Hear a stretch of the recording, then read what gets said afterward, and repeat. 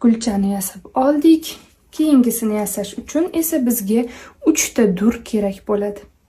Demak, birinchisida bizda 4 ta dur kerak bo'lgan edi. Ikkinchisida esa 3 ta dur kerak bo'ladi, chunki bitta asos durimiz bizda mavjud.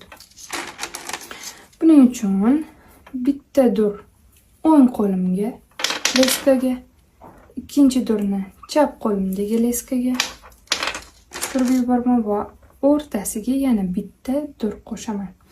Va mana shu 3-durimizni o'ng qo'l leskamizdan yana kurchok hosil qilamiz va chap qo'limizdagi leskani o'ng qo'limizdagi leskani ichidan olib o'tamiz. Kurchok, chap qo'limizdagi leska esa buning ichidan o'tadi.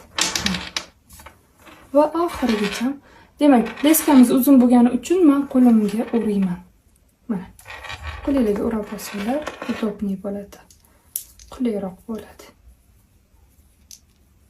Mana oxiriga olib keldik. Tortdik. Va mana bu leskani mana bu yerda turibdi. Durni ichiga kirgizib yuboramiz. Mana kirib ketdi. Va qattiq tortib qo'yamiz.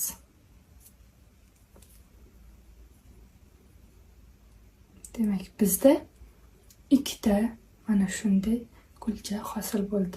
Xuddi shu darsda 8 ta hosil bo'lgunigacha to'qiymiz.